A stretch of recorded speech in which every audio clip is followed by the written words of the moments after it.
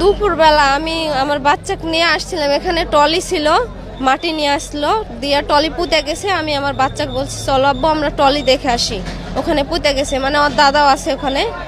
পরে আমি আমার বাচ্চা দুইটা নিয়ে আসিছি, দুইটা কুলেত নিছি। পরে আমার ডেনা লাগে গেছে, আমি বলছি আব্বু তুমি একটু নামো, হাঁটে চলো।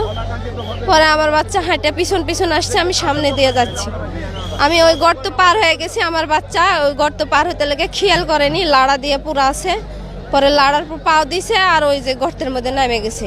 পরে মা মা করে ডাকছে, আমি পিছন ঘুরে দেখছি আমার বাচ্চার মা মা শুনতে পাচ্ছি, কিন্তু আমি দেখতে পাচ্ছি না। একটু আগে এসে দেখছি ও গর্তের মধ্যে থেকে মা মা করে ডাকছে, হাত দেখতে পাইনি।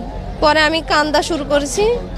আমার শ্বশুর আমার শ্বশুর তাড়াতাড়ি দৌড়ে আসে, দেখছে ওর মধ্যে দিয়ে সবাই মিলে ইয়া করছে, বলছে এই ফেলো না, লাড়া ফেলো না, লাড়া ফেললে তো বাচ্চা ঢাইকে যাবে না।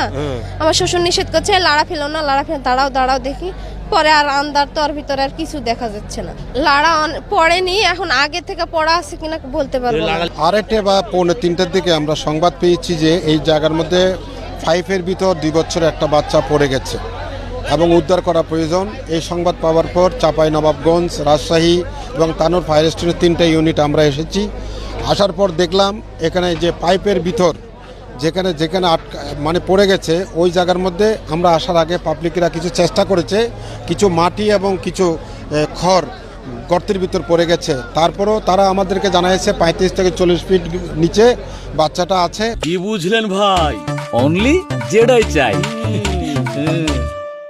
তা আমরা আমাদের সার্চভিশন ক্যামেরা দিয়ে আমরা দেখলাম যে বাচ্চাটা কিন্তু আমরা দেখি নাই বলতে ওখানে মাটি এবং খড় পড়ার কারণে আমরা দেখতে পারি নাই, তবে বাচ্চা ওখানে আছে, বাচ্চার আত্মীয় স্বজন বলছে।